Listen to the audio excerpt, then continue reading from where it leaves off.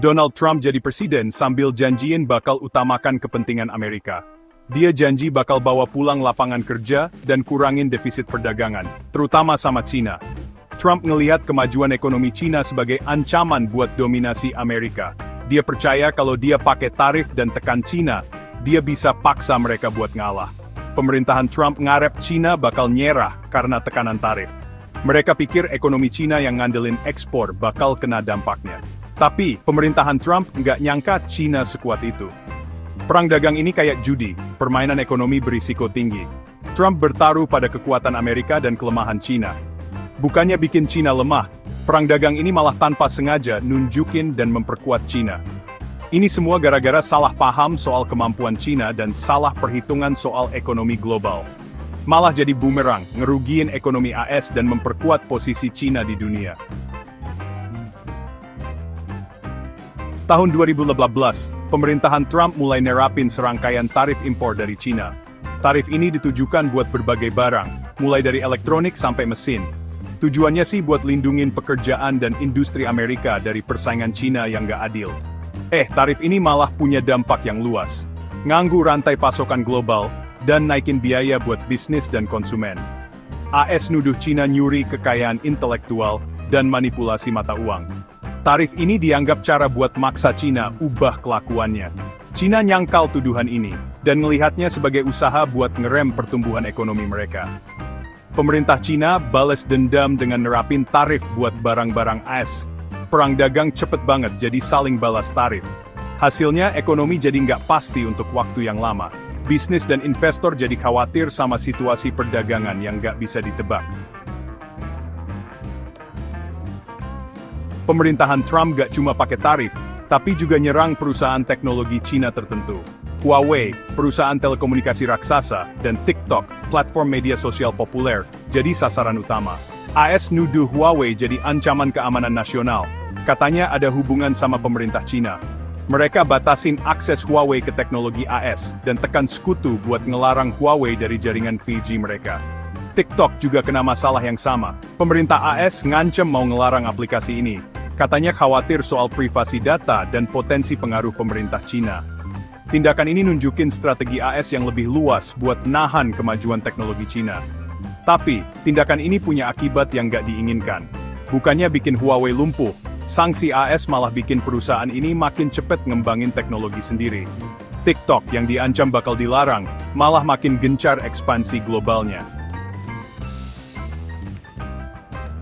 Karena tekanan dari AS makin kuat, Cina makin fokus sama program Made in China 2025. Program ambisius ini diluncurin tahun 2015, bertujuan buat ngubah Cina dari pusat manufaktur jadi pemimpin global di industri teknologi tinggi. Perang dagang ini malah bikin Cina makin semangat buat cepetin program ini. Program Made in China 2025 fokus di 10 sektor utama, termasuk robotika, kecerdasan buatan, dan kendaraan listrik. Pemerintah Cina ngucurin miliaran dolar buat penelitian dan pengembangan, dukung perusahaan domestik dan tarik investasi asing. Investasi strategis di inovasi ini membuahkan hasil. Perusahaan Cina bikin kemajuan pesat di bidang-bidang kayak teknologi Liangji, kecerdasan buatan, dan energi terbarukan. Perang dagang, meskipun ganggu dalam jangka pendek, malah bikin Cina makin semangat buat mandiri secara teknologi. Dengan nyerang sektor teknologi Cina, AS malah tanpa sengaja memicu pertumbuhan dan inovasinya. Perang dagang jadi panggung buat perusahaan Cina, buat pamerin kemampuan inovasi mereka. Perusahaan kayak BYD dan CATL muncul sebagai pemain global di industrinya masing-masing. BYD, produsen mobil Cina, jadi pemimpin dalam produksi kendaraan listrik. Fokus perusahaan ini pada inovasi dan harga terjangkau bikin mereka dapetin pangsa pasar yang signifikan di pasar kendaraan listrik yang lagi tumbuh. ATL, produsen baterai Cina, jadi kekuatan dominan di industri baterai global. Baterai sel dipakai di kendaraan listrik dari produsen mobil terkemuka di seluruh dunia.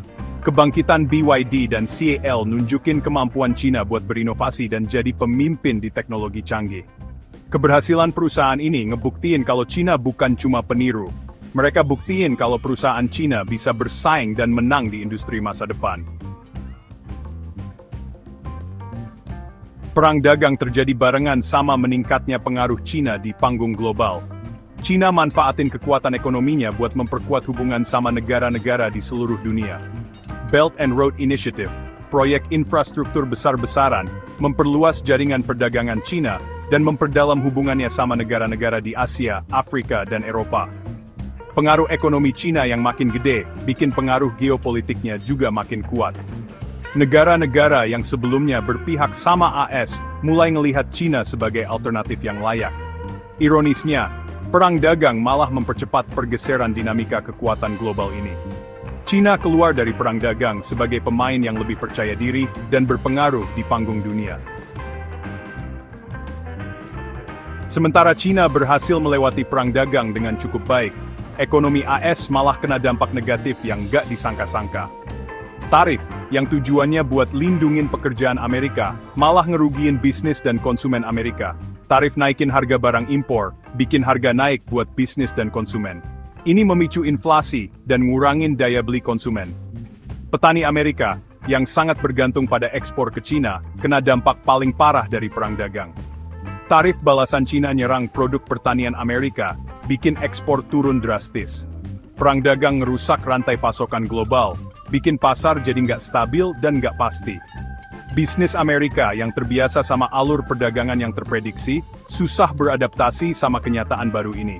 Perang dagang bukannya menguntungkan ekonomi AS, malah ngerugiin bisnis dan pekerja Amerika. Perang dagang antara AS dan China jadi tik balik dalam tatanan global. Ini menandai berakhirnya era dominasi AS yang tak terbantahkan.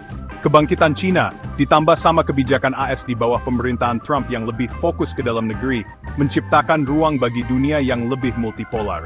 Negara-negara yang sebelumnya ragu buat nantang AS mulai berani bersuara. Uni Eropa, meskipun tetap berhubungan dekat sama AS, mulai nunjukin kemandiriannya di panggung global. Rusia, yang makin berani karena AS mundur dari multilateralisme, jadi lebih tegas dalam kebijakan luar negerinya. Perang dagang mempercepat fragmentasi tatanan global. Sistem berbasis aturan yang udah mengatur perdagangan internasional selama beberapa dekade, jadi tertekan karena negara-negara makin ngejar kepentingan sendiri. Dunia lagi nyaksiin lahirnya realitas geopolitik baru. Donald Trump masuk Gedung Putih dengan tujuan ngurangin posisi China di dunia. Dia percaya kalau perang dagang bakal melumpuhkan ekonomi China, dan maksa mereka nurut sama tuntutan Amerika. Tapi, hasilnya malah kebalikan dari yang dia bayangin. Bukannya bikin China lemah, perang dagang malah tanpa sengaja nunjukin kekuatan China. Ketahanan China, komitmennya pada inovasi, dan pengaruh globalnya yang makin gede jadi makin jelas. Perang dagang jadi bumerang, ngerugiin ekonomi AS, dan ngerusak reputasinya sebagai mitra yang bisa diandalkan. China keluar dari perang dagang dengan lebih percaya diri, lebih inovatif, dan lebih bertekad buat membentuk masa depan sesuai visinya sendiri. Akibat yang gak diinginkan dari tindakan Trump, bakal terus membentuk lanskap global selama bertahun-tahun ke depan.